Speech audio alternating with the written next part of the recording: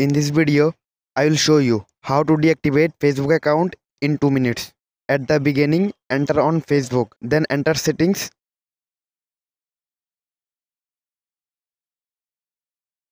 click on personal details,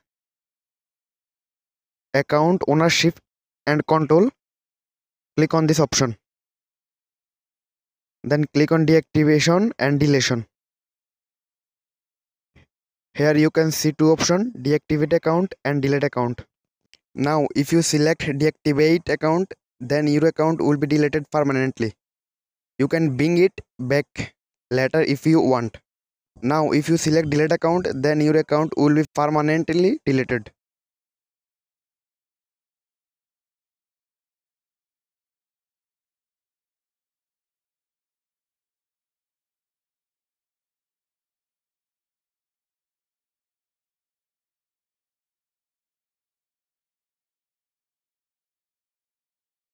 Select a region here and click continue.